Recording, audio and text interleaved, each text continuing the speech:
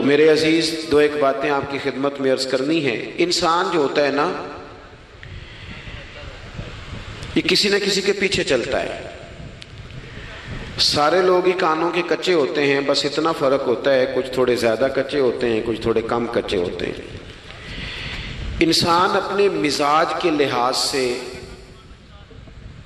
تقلید کرنے کا، پیچھے چلنے کا مزاج رکھتا ہے۔ اس کی طبیعت ہوتی ہے، یہ کسی کی بات مانتا ہے، کسی کی سنتا ہے، پیروی مزاج ہوتا ہے۔ کچھ لوگ یہ بات مانتے ہیں کہ میں فلانے کو فالو کرتا ہوں، کچھ مانتے نہیں، لیکن سبھی کسی نہ کسی کے پیچھے۔ حضرت شیخ الاسلام خواجہ قمر الدین سیالوی رحمۃ اللہ علیہ کی خدمت میں ایک شخص نے آ کے کہا کہ آپ امام اعظم کی تقلید نہ کیا کریں، امام صاحب کی بات نہ مانا کریں۔ تو خواجہ صاحب شیخ تو تھے ہی، طریقت اور تصوف میں تو اللہ تعالیٰ نے انہیں دسترس عطا فرمائی تھی، وہ منطقی اور فلسفی بھی بڑے تھے۔ اس شخص نے کہا کہ آپ امام صاحب کی بات نہ مانا کریں۔ تو خواجہ صاحب بڑے دھیمے اور بڑے میٹھے انداز میں ہنس کے فرمانے لگے، تیری یہ بات مان لوں؟ اس نے کہا امام اعظم کی بات نہ مانے، تو فرمانے لگے تیری یہ بات مان لوں؟ تو بندہ غور سے دیکھنے لگ گیا، آپ فرمانے لگے خدا کے بندے، اگر تیرے جیسے بیوقوف کی بات مانی جا سکتی ہے تو امام اعظم تو صحابہ کے شاگرد ہیں۔ ہمارا مزاج ہے، کسی کے پیچھے چلتے ہیں۔ ہمیں ہمارے رب نے ہمارے اوپر رحمت کر دی، آسانی کر دی، کہا تمہیں رستہ آسان بتا دیتے ہیں۔ لَقَدْ كَانَ لَكُمْ فِي رَسُولِ اللَّهِ أُسْوَةٌ حَسَنَةٌ، تمہارے لیے نبی پاک کی زندگی میں بہترین نمونہ ہے، بہترین۔ آپ پڑھیں لوگوں کو، آپ کسی شخص کو پڑھیں گے، پھر اس پر جو تنقید ہو رہی ہوگی وہ تنقید برائے تنقید ہو یا تنقید برائے تعمیر ہو، آپ جب اس تنقید کو پڑھیں گے تو کہیں نہ کہیں آپ کو لگے گا کہ اس بندے میں قباحت بھی ہے، اللہ والوں کو چھوڑ کے۔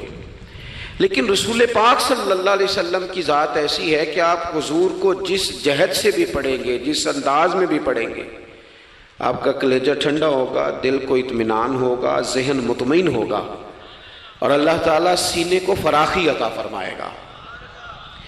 ہمارا چونکہ زیادہ تر مزاج جذبات میں رہنے کا ہے، طبیعت اس طرح کی ہے، ہم کچھ چیزوں کو باریک بینی سے سوچتے نہیں، گہرائی میں نہیں اترتے۔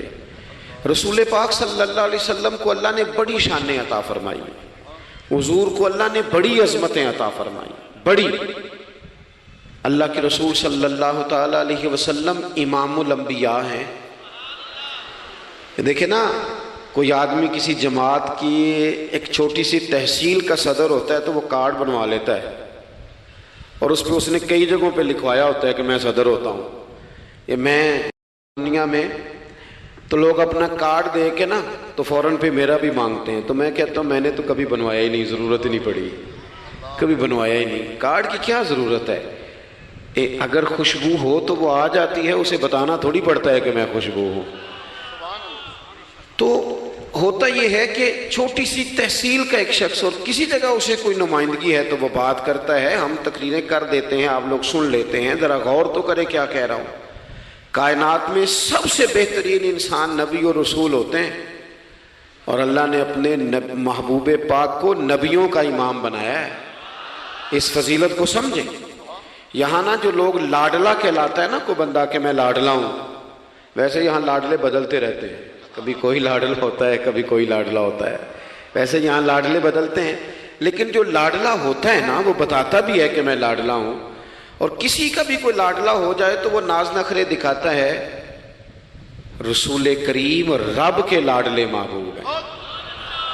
لیکن جو بات میں نے آپ کی خدمت میں عرض کرنی ہے آپ اس پر توجہ کریں گے۔ حضور امام الانبیاء ہیں، اللہ کے محبوب ہیں، نبی پاک علیہ السلام کا پتھروں نے کلمہ پڑھا ہے، چاند حضور کے اشارے پر ڈوبتے ہوئے واپس لوٹ آیا ہے، سورج ڈوبتے ہوئے آ گیا ہے، چاند کے 2 ٹکڑے ہوئے ہیں، یہ ساری حضور کی شانیں۔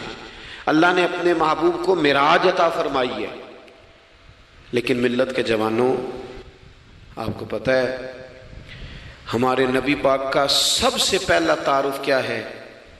حضور کا سب سے پہلا تعارف یہ ہے کہ یہ صادق اور امین ہے۔ یہ سچ بولتے ہیں۔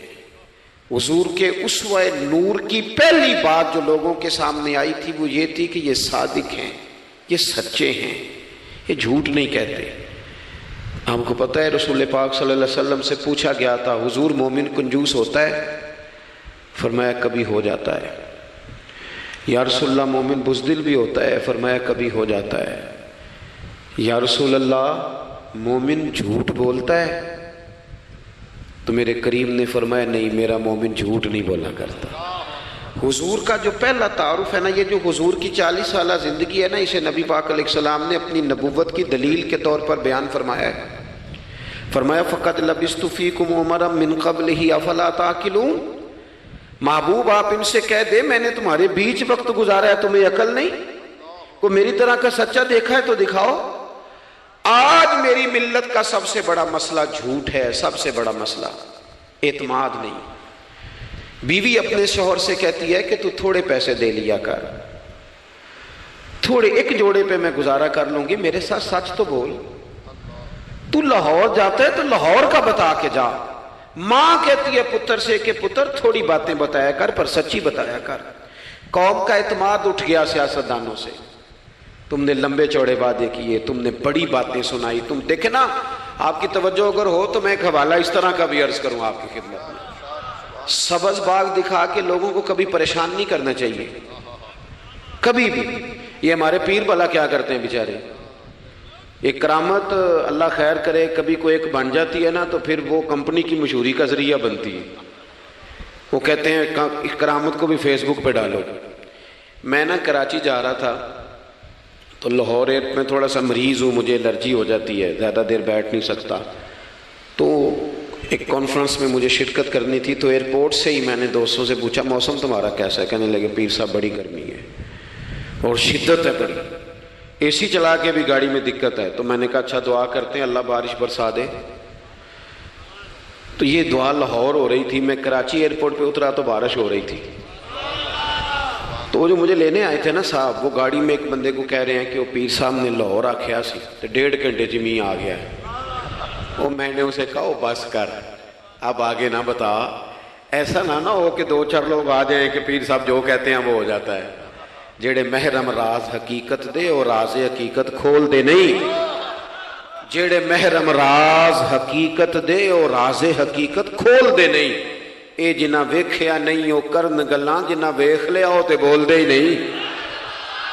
اس لیے یہ اس طرح کرامتوں کو نا کمپنی کی مشہوری کا ذریعہ، ہمارے سیاستدان ہمارے بڑے لیڈران وہ سبز باغ دکھا دیتے ہیں۔ آپ تھوڑی باتیں کریں، محدود کریں، مختصر کریں۔ دیکھیں اللہ کے محبوب علیہ السلام سے طائف والوں نے کہا تھا، جب حضور علیہ السلام نے دین کی تبلیغ کی تو سیرت میں یہ عنوان بھی ہمیں ملتا ہے، یا رسول اللہ صلی اللہ علیہ وسلم اگر آپ کو کل حکومت ملتی ہے تو ہمیں حصہ ملے گا؟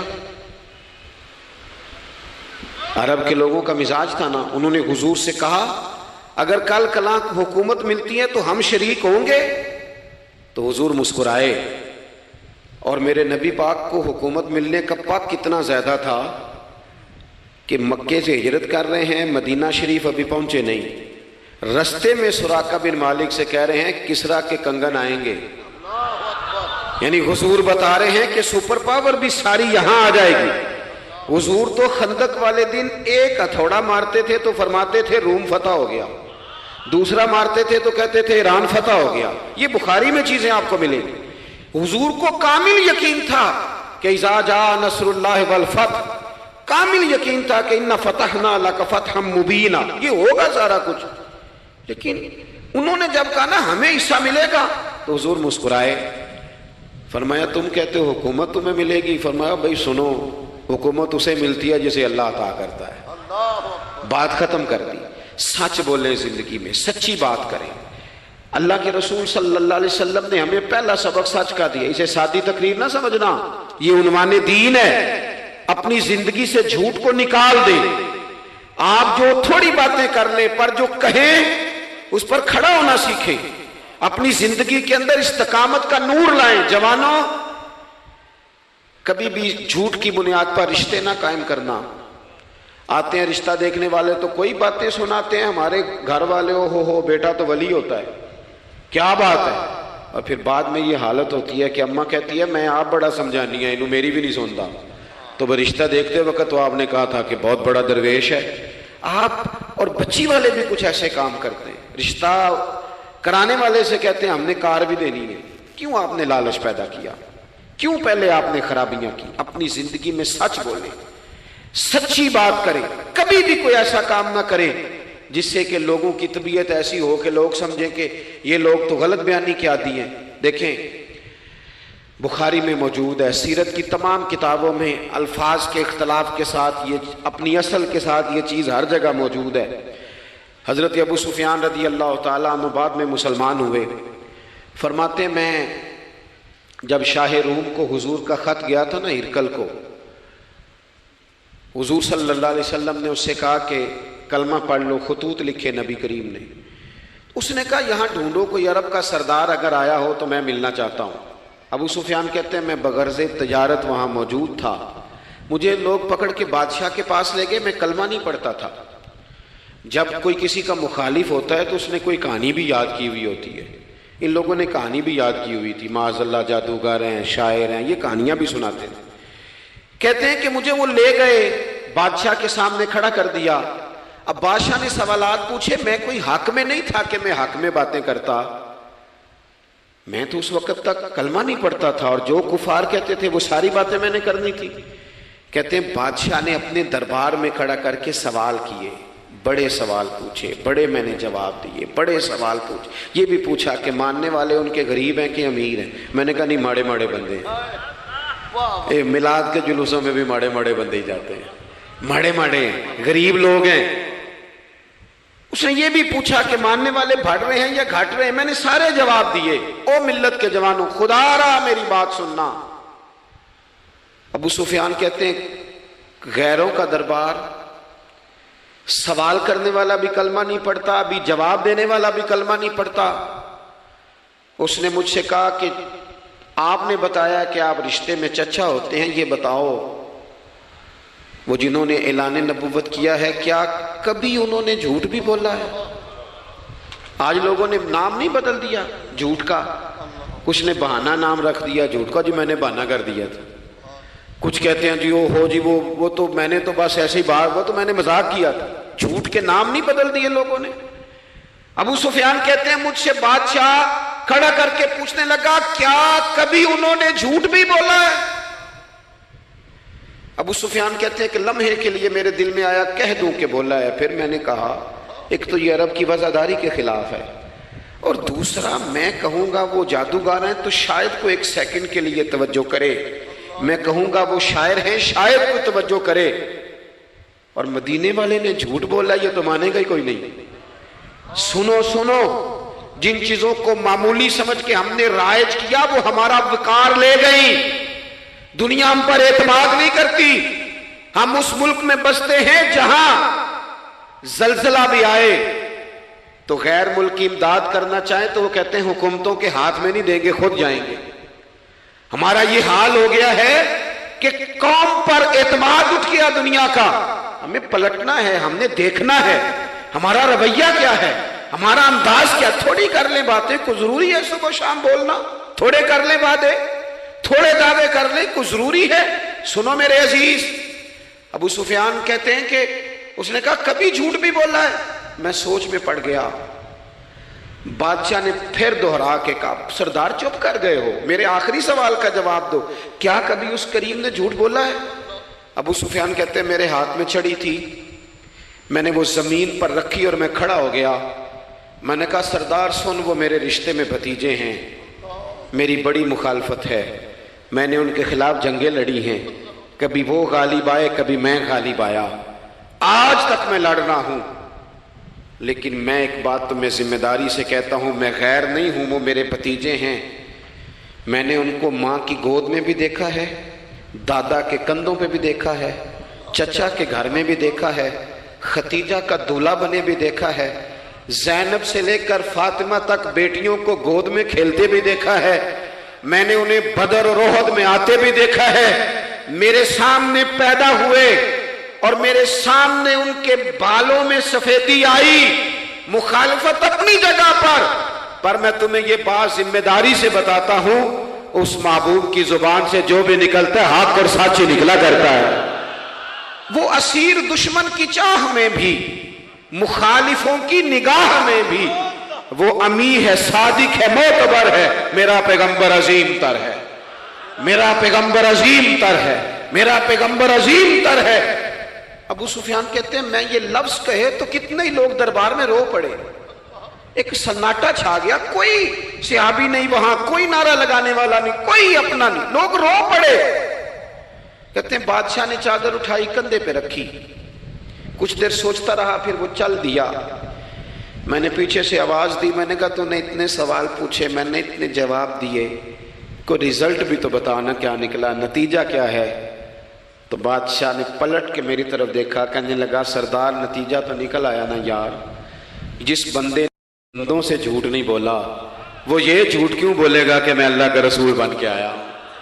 اس نے او میرے بھائی اپنی زندگی میں سچ لاؤ، خدا را ہمارے گھروں سے لے کر حکومت کے ایوانوں تک ضرورت سچ کی ہے، ضرورت سچ کی ہے۔ دوسری بات،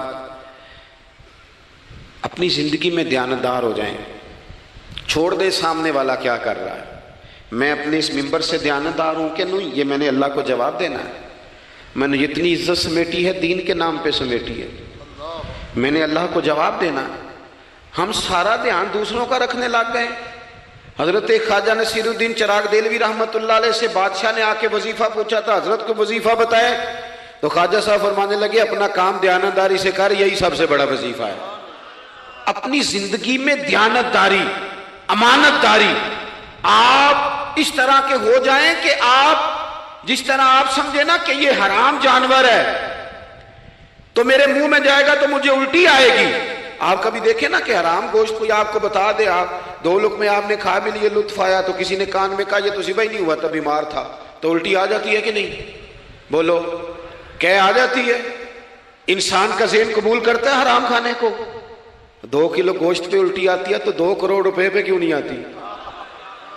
ہمارے ایک دوست ہیں، یونیورسٹی کے لیکچرار ہیں، مجھے ایک دفعہ فرمانے لگے پیر صاحب عجیب بات ہے، ایک بندے کو نا کہیں جوتا پڑا مل گیا، بڑا قیمتی تھا پر ایک پیر تھا جوتے کا۔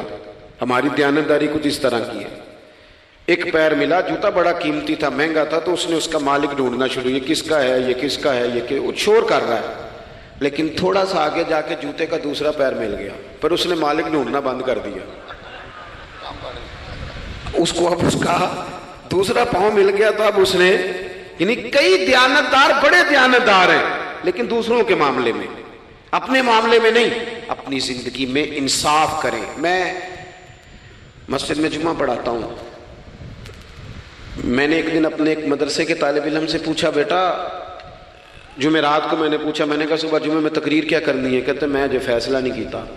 میں کہا تو بڑا مولوی ہے نا، میں چھوٹا، میں تو جمعہ پڑھا کے شام میں فیصلہ کر لینا بھی اگلے جمعے کی بیان کرنا ہے۔ کیوں؟ میں چاہتا ہوں میں ممبر سے دیانتدار رہوں، میں ایک ہفتہ تیاری کروں، میں نے قوم کو اللہ رسول کا دین بتانا ہے۔ میرا یہ مقصد تو نہیں ہے کہ 1 گھنٹہ مجھے ملے تو میں نے کسی طریقے سے اسے پار کرنا ہے۔ آپ اپنے کام کے ساتھ ہمیشہ دیانت کا مظاہرہ کریں۔ اگر آپ دیانتدار ہو جائیں، حضرت سعید بن عامر رضی اللہ تعالیٰ عنہ کو حضرت عمر نے کہا میں آپ کو ایک صوبے کا گورنر بنانا چاہتا ہوں، رو پڑے، فرمانے لگے اس قابل نہیں ہوں۔ آپ کہیں، مجھے بھی آپ کہہ دیں کہ فلانا عہدہ ملتا ہے تو تیار ہے ساری دنیا، کون انکاری ہے اس کام سے، سب تیار بیٹھے، لیکن روتے تھے لوگ کا جناب میں کہاں کر سکتا ہوں۔ حضرت عمر نے لگا دیا حمص کا گورنر۔ کچھ مہینوں کے بعد حضرت عمر تشریف لے گئے، جا کے پوچھا کہ کیسا ہے، تو پہلے تو ایک لسٹ منگوائی حضرت عمر نے، کچھ مال آیا ہے تو مختلف صوبوں میں بانٹنا ہے، غریبوں کی لسٹ لاؤ۔ ان کے صوبے کی لسٹ آئی تو تیسرا نام گورنر صاحب کا تھا۔ وہ کہا تمہارا گورنر مسکینوں غریبوں میں؟ کہنے لگے حضرت صاحب جو لسٹ بنانے والے تھے وہ کہنے لگے اب ان کے وجود پر جو کپڑے ہیں جگہ کوئی نہیں بچی، پیوند کہاں لگانے ہیں۔ دامان توکل کی یہ خوبی ہے کہ اس پر پیوند لگے ہوتے ہیں پر دھبے نہیں ہوتے، پیوند لگے ہوتے ہیں پر دھبے نہیں ہوتے۔ حضرت عمر نے معلومات کی ان کے صوبے میں جا کے، تمہارا گورنر کس طرح کا ہے؟ عرض کی حضور 4 شکایتیں، یہ جمہوریت ہے۔ آج تو ہر سیاسی جماعت میں ڈکٹیٹرشپ ہے، آج کہاں جمہوریت ہے؟ آج تو آپ جتنے شاہ کے وفادار ہو جائیں گے اتنا اچھا عہدہ لیں گے، جتنا مرضی قابل بندہ ہو جماعت کے اندر، لیکن اگر وہ پورا تابع دار نہیں تو نظام نہیں چلتا، جتنا مرضی قابل ہو۔ حضرت سعید بن عامر رضی اللہ تعالیٰ عنہ 4 شکایتیں، عام آدمی شکایتیں کر رہے ہیں۔ حضرت عمر نے کہا کون کون سی؟ تو انہوں نے کہا جی پہلی شکایت یہ ہے کہ ہمارے گورنر، توجہ ہے میرے بھائیوں کی، انہوں نے کہا جی پہلی شکایت یہ ہے کہ گورنر صاحب صرف دن کو ملتے ہیں، انہیں رات کو بھی لوگوں سے ملنا چاہیے۔ دوسری شکایت یہ ہے کہ جب شروع میں آئے تھے تو فجر کے بعد بیٹھ جاتے تھے، مسائل سنتے تھے، اب سورج نکلنے پر اشراق چاشت کے ٹائم 8 9 10 بجے آتے ہیں۔ تیسری شکایت یہ ہے کہ ہفتے میں ایک دن ملتے ہی نہیں۔ چوتھی شکایت یہ ہے کہ کبھی کبھی ایسے ہی رونے لگتے ہیں، بیٹھے بیٹھے بے ہوش ہو جاتے ہیں، تو آپ نے دیوانہ آدمی ہمیں دے دیا ہے۔ حضرت عمر فاروق رضی اللہ تعالیٰ عنہ نے حضرت سعید بن عامر کو مجمع میں پوچھا، جناب آپ پبلک کے نمائندے ہیں، آپ کو سوالوں کے جواب دینے چاہیے، بتلائیے نا۔ اور یہ پبلک کے نمائندے صرف سیاستدان نہیں ہوتے، پیر صاحبان بھی ہوتے ہیں، مسجد کا خطیب بھی ہوتا ہے۔ اگر حضرت عمر سے پوچھا جا سکتا ہے کرتا کہاں سے آیا، تو پیر صاحب سے بھی تو پوچھا جا سکتا ہے نا، ان کو بھی جواب دینا چاہیے، ان کو بھی بتانا چاہیے، اس لیے کہ وہی تو دعویٰ کر رہے ہیں فقر بتانے کا۔ تو حضرت عمر نے 4 سوال کہا، سعید آپ کے ذمے 4 سوالوں کے جواب ہیں۔ تو حضرت سعید بن عامر نے گردن جھکائی، کہنے لگے پہلے ہی کہا تھا میں گورنری کے قابل نہیں۔ فرمایا اب تو بن گئے ہونا، جواب تو دینا ہے، حضور بتلائیے۔ فرمایا پہلا سوال آپ سے یہ ہے کہ یار لوگ کہتے ہیں رات کو کام پڑ جاتا ہے اور آپ ملتے نہیں۔ تو حضرت سعید بن عامر نے اپنی داڑھی پکڑ لی، عرض کی حضور یہ ساری سفید ہو گئی ہے، بڑھاپا ہے، دن مخلوق کے لیے رکھا ہے، رات اپنے رب کے لیے رکھی ہوئی ہے۔ اگر پھر بھی کسی کو شوق ہو تو سعید بن عامر جب بھی ملے گا مسجد میں ملے گا، ساری رات بارگاہ ربوبیت کی او سنگیو تھوڑا مسلح بھی یار مضبوط کر لو، تھوڑا سا نا، ہم نہ تھک گئے ہیں فون سن کے۔ بہت سارے لوگ ایسے ہیں جن کے وجود نہیں اتنی تھکے جتنے دماغ تھک گئے، کمنٹس پڑھ کے، کمنٹس دے کے، رائے دے کے، بڑے بڑے باصلاحیت لوگوں کے حافظے کمزور ہو گئے ہیں۔ خدا را اپنی صلاحیتوں کو زنگ لگا لو گے۔ یہ تو جتنے لوگ ہیں میڈیا چلانے والے، ان کو تو میڈیا چلانا ہے، اور اب تو پتہ نہیں کتنے چینل اور کتنے لوگ اور سوشل میڈیا پہ کتنے، اور ادھر کتنے تو ادھر کتنے۔ خدا را کچھ وقت اگر مسلح پہ ملے تو آپ یقین کریں روح تازہ ہو جاتی ہے۔ لمبی لمبی دعائیں مانگیں، اپنے رب کو اپنے دکھ سنائیں، رسول پاک کی بارگاہ میں یہ نذرانے پیش کریں، آپ محسوس کریں گے وجود طاقتور ہو گیا۔ حضرت سعید بن عامر کہنے لگے رات مسلح پہ گزارتا ہوں۔ دوسرا سوال آپ سے یہ کرنا تھا کہ یہ لوگ کہتے ہیں کہ آپ پہلے فجر میں آ جاتے تھے، اب اشراق چاشت کے بعد 9 10 بجے نکلتے ہیں۔ تو حضرت سعید بن عامر نے گردن جھکائی، کہا یہ میرا راز تھا، میری پرائیویٹ بات تھی۔ کہا جناب اب تو لوگوں کا سوال ہے۔ تو آپ فرمانے لگے میرے گھر میں خادم کوئی نہیں، غریب آدمی، بیوی بیمار ہو گئی ہے، 35 سال اس وفادار عورت نے میری ڈیوٹی کی ہے، بیماری میں چھوڑ دوں تو وفاداری تو نہیں نا۔ سویرے اٹھتا ہوں، گھر کا کام کرتا ہوں، پھر بیوی کے لیے ناشتہ بناتا ہوں، اسے کھانا کھلاتا ہوں، تیاری کرتے آتے دیر ہو جاتی ہے۔ دوسرے سوال پر لوگ رو پڑے۔ کہا تیسرا اعتراض آپ پہ یہ ہے کہ ہفتے میں ایک دن ملتے نہیں۔ تو حضرت سعید بن عامر کہنے لگے میں نے کہا تھا میرا پردہ نہ کھولا جائے، میں بڑا راضی ہوں رب کی عطاؤں پہ، میں کیوں کسی کے سامنے اپنا دکھ بیان کروں۔ گردن کو جھکا دیتا ہے خیرات کا پتھر، جہاں میں مانگنے والوں کے سر کبھی اونچے نہیں ہوتے، اور غیرت ہے بڑی چیز جہانے تگ و دو میں، پہناتی ہے یہ فقر کو تاج سردارا۔ آپ موقع دیں جی، بڑی مہربانی، چھوڑ دیں جی، تھوڑی 1 منٹ صرف جی ہمیں دیں، بولے نہیں پیار سے جی، ناراض نہیں ہونا، آپ ہمیں موقع دیں۔ بات بھی اب تقریباً قریب ہونے کے قریب آئی۔ کہا حضرت سیدنا سعید بن عامر رضی اللہ تعالیٰ عنہ نے فرمانے لگے میں نے کہا تھا یہ میرا پردہ ہے، یہ نہ سنایا کریں آپ دکھ لوگوں کو۔ یہ غریب کہتے ہیں میں کسی امیر کے ساتھ لگ جاؤں گا تو کچھ بھی نہیں بنتا، چھوڑ دیں آپ، دکھڑے رب رسول کو سناؤ۔ خیرات بھی ملے گی اور عزت بھی ملے گی، وہ دیں گے اور کسی کو بتائیں گے بھی نہیں۔ حضرت سعید بن عامر رضی اللہ تعالیٰ عنہ سے تیسرا سوال ہوا، کہا جناب آپ ہفتے میں ایک دن ملتے نہیں، تو فرمانے لگے میرا راز تھا پر بتا دیتا ہوں، جوڑا ایک ہی ہے میرے پاس، ہفتے میں ایک دن دھو لیتا ہوں، پھر بیوی کے کپڑے پہن کے سارا دن بیٹھا رہتا ہوں، اگر دوسرا جوڑا ہو تو یہ کام نہ کروں۔ حضرت عمر رو پڑے، کہا جلدی سے چوتھے سوال کا جواب بھی دے، کبھی کبھی روتے ہو تو بے ہوش ہو جاتے ہو۔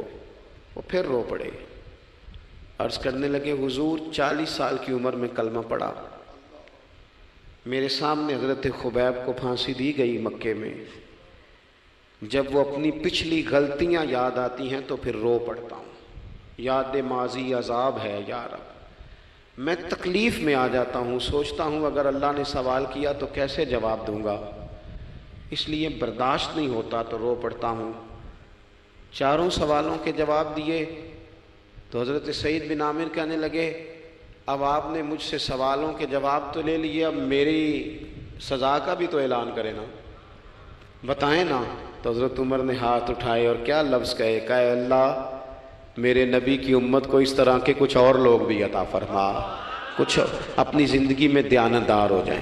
تیسری بات آپ کی خدمت میں عرض کرنی ہے، رسول پاک صلی اللہ تعالیٰ علیہ وسلم نے نا ہمیں خالص کیا ہے، حضور کا سارا دین اخلاص کا درس دیتا ہے۔ یہ جو ریاکاری ہوتی ہے نا، نوجوانوں میری بات پہ غور کرنا، یہ جو ریاکاری ہوتی ہے نا، یہ بنیادی طور پر اداکاری ہوتی ہے۔ اداکاری بندہ زیادہ کر نہیں سکتا، تھک جاتا ہے۔ مخلص زندگی وہ ہوتی ہے جو آپ نارمل جیتے ہیں۔ مخلص آپ ہوتے ہیں جب آپ اپنی والدہ کے پاس نہیں بیٹھے ہوتے، آپ نے جب 5 سٹار ہوٹل میں روٹی کھانی ہے نا تو پھر آپ کو پلیٹ کے ساتھ ٹیشو پیپر بھی ساتھ رکھنا پڑتا ہے، پھر رج کے روٹی کھائی بھی نہیں جاتی۔ رج کے کب کھائی جاتی تھی؟ میں ایک جگہ مجھے بڑے اچھے ہوٹل میں رکھا گیا اور مجھے بڑا انہوں نے محبت کی، تو جب میں لوٹ رہا تھا نا واپس پاکستان تو مجھے کہہ رہے تھے آپ کو مزہ تو آیا ہوگا، میں نے کہا نہیں جی، سچ پوچھیں تو پھر یہ ہے کہ مزہ جب ہی آتا تھا جب اماں سویرے روٹیاں پکاتی تھی، وہ کہندی سی پتر ہے پیڑا نہ اتنے کول ہی لے آیا، تو اس کے پاس بیٹھتے تھے، تو پھر اماں جب سالن دیتی تھی تو کہتی تھی ہور نہیں ہو ملنا، دوجیاں نوں بھی دینا ہے۔ اور پھر لطف اس وقت آتا تھا جب بار بار کہتے تھے اماں جی چلو تھوڑا جاتے تھے ہونا ہونا تھوڑا جا، تو پھر اماں کئی دفعہ کہتی تھی کہ میں نے وہ اس سے نکال کے فریج میں رکھ دیا، بڑے بھائی نے کام سے آ کے روٹی کھانی ہے، اب یہ برتن ہے اسی کو صاف کر لے۔ او بھائی میں نے اپنے ابا جی کو دیکھا خودداری کا، میں نے ایک دن ان سے پوچھا میں کہ ابا جی تو انہوں پسند کی ہے، ہم پڑھتے تھے نا انٹرویو اخباروں میں تو 2-4 سوال ہر بندہ پوچھتا تھا، اب تو انٹرویو زیادہ لوگ لیتے ہیں تو اب تو کبھی اتنا موقع ہی نہیں ہوتا کس کا سنیں کیا کریں، یہ تو چھوڑ دیا کام۔ اخبار میں کبھی انٹرویو آتا تھا تو مسجع مقفع ہوتا تھا، لکھنے والے بھی اچھے ادیب ہوتے تھے، جملے چبھتے نہیں تھے طبیعت، تو 2-4 سوال بڑے ضروری ہوتے تھے، پھول کون سا پسند ہے، کھانے میں کیا پسند ہے، رنگ کون سا پسند ہے، یہ 2-4 سوال ہر ایک سے ہوتے تھے۔ میں نے اپنے والد صاحب سے ایک دن پوچھا میں کہ ابا جی تو انہوں پسند کیے، تے فرمان لگے پتر جے تے لگی ہوئے بھوک تے پھر ہر تے جنہ لگی ہوئے تے پھر نخرے ہی نخرے نے، تو اس لیے بھوک لگی ہو، وہ ہمیں پتہ کیا بتاتے تھے۔ میں آج بھی نا بہت ساری چیزیں گاڑی میں رکھ لیتا ہوں، آج بھی جو کھانا اپنی مرضی سے کھاتا ہوں وہ پیٹ بھر کے کھایا جاتا ہے، جو تصویروں کی شدت سے باہر ہوتا ہے وہ کھایا جاتا ہے، اس کو آپ قبول کر لیتا آپ کا وجود۔ یاد رکھنا میرے عزیز، میرے نبی پاک صلی اللہ علیہ وسلم نے فرمایا ہے بہترین روٹی وہ ہے جو تو اپنے ہاتھوں کی کمائی سے کھاتا ہے، وہ بہترین رزق ہے جو تو، اور حضور نے فرمایا اللہ کے نبی حضرت داؤد محنت کر کے کھانا کھاتے، دعوتوں پہ جا جا کے تو بندہ بیمار رہنے لگ جاتا ہے، وہ تو کام ہی ختم ہو جاتا ہے۔ والد صاحب کہا کرتے تھے کہ لو میں پا دیتے نے تانوں دانے پڑولے چ تے ماں تہاڈی نے تانوں چار پا دیتا ہے، لو ہن تانوں پرواہ نہیں ساریاں گرمیاں، موج کرو، یہ اصل تھا ہمارا، اس پہ واپس آ جائیں، اس پہ آ جائیں، یہ صحت افزا روٹیاں یہ کھائیں، بڑی گاڑیوں کا اور بڑی چیزوں کا شوق چھوڑ دیں، محنت ڈٹ کے کریں، لیکن زندگی اصل پہ لے آئیں، اصل زندگی خالص ہوتی ہے۔ میرے نبی پاک صلی اللہ علیہ وسلم نے فرمایا ریاکار، میں پوری حدیث نہیں سناتا، اشارہ کرتا ہوں. حضور نے فرمایا ریاکار اگر عالم بھی ہو، ریاکار اگر سخی بھی ہو، حتیٰ کہ صحیح حدیث میں فرمایا ریاکار شہید بھی ہو اور ماری جائے اس نیت سے کہ لوگ مجھے شہید کہیں گے، تو فرمایا صبح قیامت اللہ ان اعمال پر بھی اجر عطا نہیں کرے گا. اپنی زندگی میں اخلاص پیدا کرے، اور جب خلوص آتا ہے، جب للہیت آتی ہے. مشکل ترین خلافت حضرت ابوبکر صدیق کی ہے. یہ جو حضرت عمر نے بڑی اعلیٰ خلافت کی ہے نا، یہ بنیادیں حضرت ابوبکر نے مضبوط کر کے دی تھی. فتنوں کے تو سر کچل دیے تھے حضرت صدیق اکبر نے. اب حضرت عمر کے لیے کام کرنا انہوں نے آسان کر دیا تھا. میں اکثر کہا کرتا ہوں کہ حضرت عمر کی خلافت کی مضبوطی میں بڑا کردار حضرت ابوبکر صدیق کا ہے. اگر وہ مضبوطیاں نہ کرتے اتنی تگڑی تو کام آگے چلتا نہیں تھا. حضرت سیدنا ابوبکر صدیق کو بڑے فتنوں کا سامنا تھا. ختم نبوت کے محاذ پر کام کرنا ہے، منکرین زکوٰۃ پیدا ہو گئے، امت کو سنبھالنا ہے. یہ ساری ڈیوٹیاں کر کے نا دنیا سو جاتی تھی. وہ دنیا سو جاتی تھی، حضرت صدیق اکبر ایک نابینا مائی کے گھر میں جھاڑو دینے چلے جاتے تھے.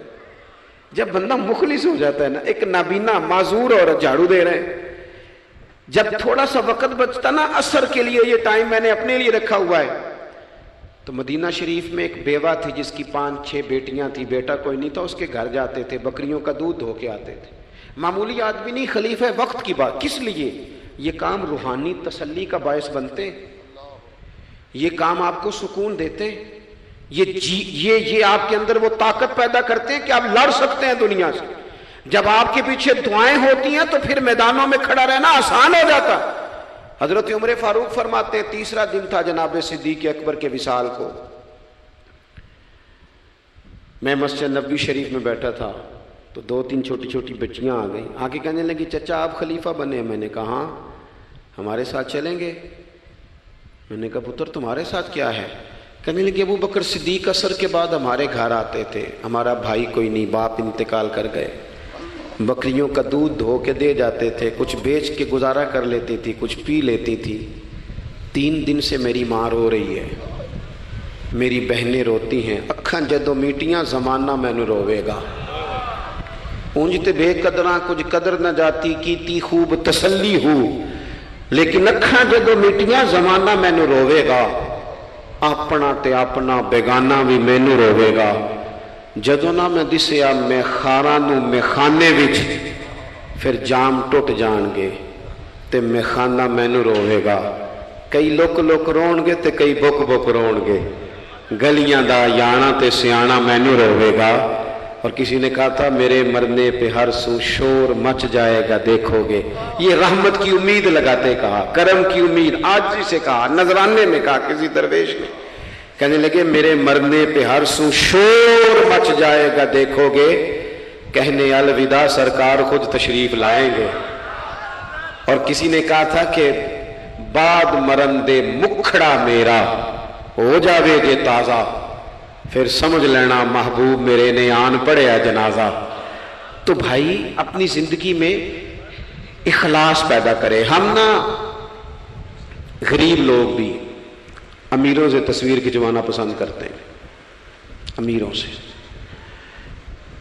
اپریشیٹ کرنا چاہیے محنت کرنے والے آدمی کو. جس کو پسینہ آ گیا نا ریڑھی پہ کھڑے ہوئے، وہ بڑا باوقار آدمی، اسے پسینہ آ گیا. میں ابھی بھی کبھی کبھی جوتا گنڈوا لیتا ہوں، چونکہ میں نے دیکھا ہے میرے ابا جی مجھے کہتے تھے لے جا جتیاں توڑے پا کے ساریاں گنڈا لیا، تو یاد ہے تو میں ابھی بھی چلا جاتا ہوں. تو ہمارے ایک پرانے موچی ہیں، میں ان کے پاس ایک دن، وہ بڑے خوددار آدمی، 5 روپے کے 10 دے دے نا، وہ ان کو 10 دے دو، کہتے چوکا اپنے 5 روپیے. وہ ایک شاعر بیٹھے تھے نا، تو شاعر بھی بیچارے کئی اسی طرح کے ہوتے ہیں، ناراض نہ ہو جائیں شاعر، لیکن وہ کئی دفعہ نا ان کو بھی دیکھ کے لگتا ہے کہ کئی دنوں سے بیچارے نے روٹی نہیں کھائی. تو وہ موٹی چادر لیے گرمیوں میں کسی چوک میں بیٹھا تھا نا شاعر، تو کوئی بندہ جاتے ہوئے 5 روپے دے گیا. اس نے کہا یہ کیا ہے؟ کہنے لگا کھانا شانا کھا لینا. پر شاعر نے کمال بات کی، اس نے کہا یہ آرزوئے کرم اور میں آپ سے کروں، یہ آرزوئے کرم اور میں آپ سے کروں، یہ بھیک اس کو دیجیے جس کا خدا نہ ہو. اور میرے اعلیٰ حضرت کیا کہتے ہیں؟ کہتے ہیں کروں مدح اہل دول رضا،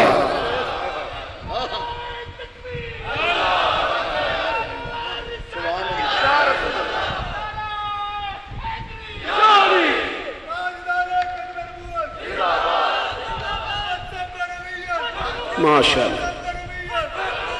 तो आप हजरात मेरी बात सुनेंगे, अपनी जिंदगी में इखलास लाएं, लिल्लाहियत लाएं।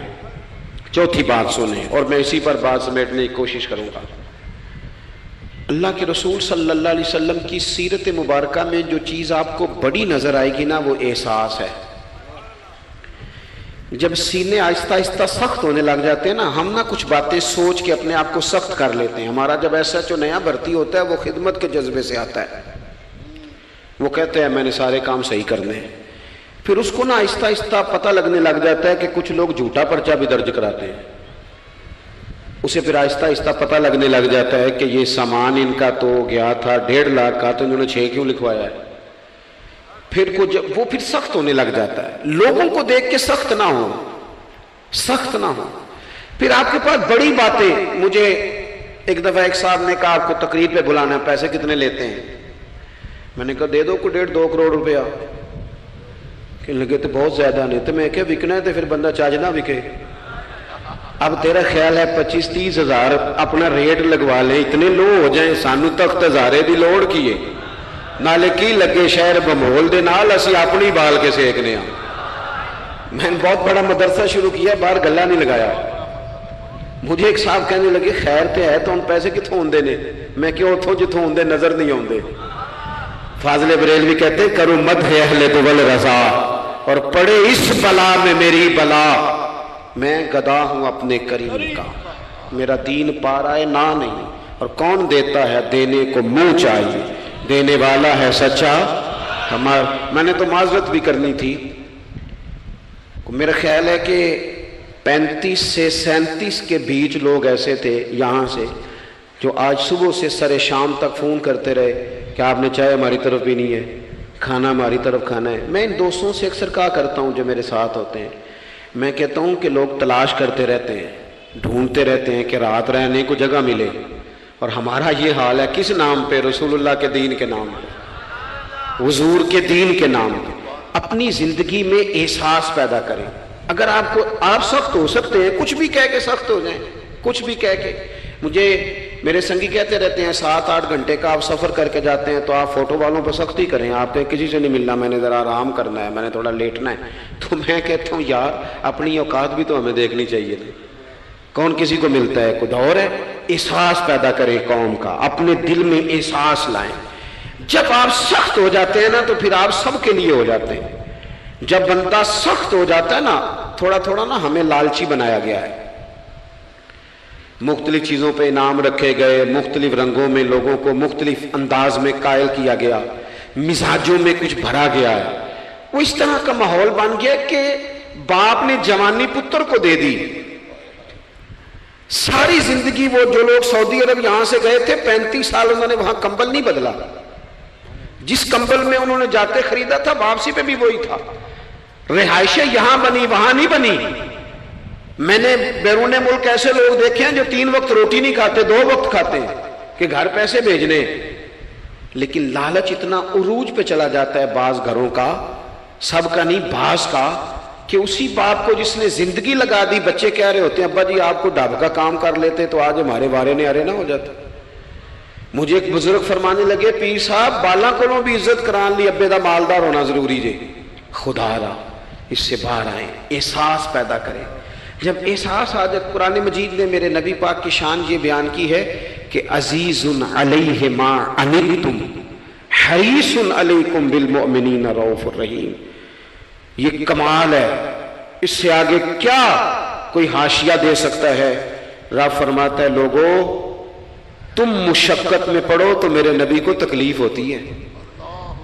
आप कभी हदीसें पढ़े ना तो रोंगटे खड़े होते हैं। आपको दर्जनों हदीसें इस उन्वान की मिलेंगी कि हुजूर फरमाते हैं मेरा दिल करता है लंबी नमाज पढ़ाऊं। नमाज अल्लाह की, दिल हुजूर का करता है। फरमाया दिल करता है लंबी नमाज पढ़ाऊं, लेकिन पीछे से किसी बच्चे के रोने की आवाज आती है, किसी बूढ़े बीमार का ख्याल आता है, मैं नमाज छोटी कर देता हूं।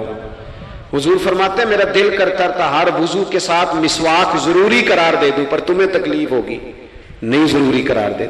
आप एहसास की शिद्दत तो देखें। फरमाया मेरा जी चाहता था کہ میں تہجد اپنی امت پہ ضروری قرار دے دوں، لیکن میں نے اپنی چاہت نہیں دیکھی، غلاموں تمہاری نیند دیکھی ہے۔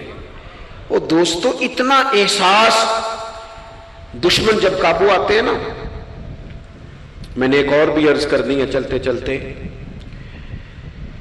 جو سیاسی فرقہ واریت ہے نا آج ملک کے اندر، آپ جس جماعت کو ٹھیک سمجھا آپ نے، آپ وہاں چلے گئے، جس نے جس کو ٹھیک سمجھا، لیکن ہم سب سے پہلے مسلمان ہیں، اس کے بعد پاکستانی ہیں۔ ہمیں اخلاقیات کا دائرہ کبھی نہیں چھوڑنا۔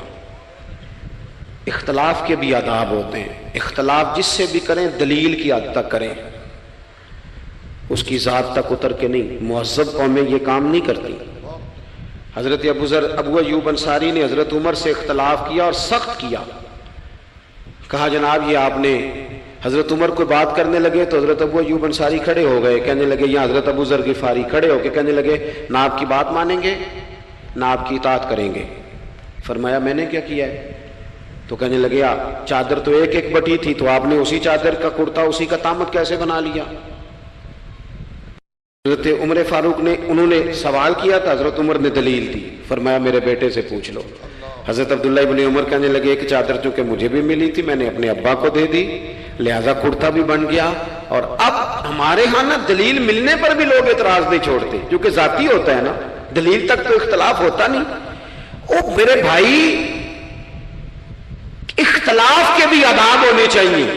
وہ کسی نے کہا تھا کہ تعلق توڑ دینے کے بھی کچھ آداب ہوتے ہیں، کسی کو چھوڑ دینے کے بھی کچھ آداب ہوتے ہیں، اور کسی نے کہا تھا کہ قاتل کو کوئی قتل کے آداب سکھائے، دیکھو دستار کے ہوتے ہوئے سر کاٹ رہا ہے۔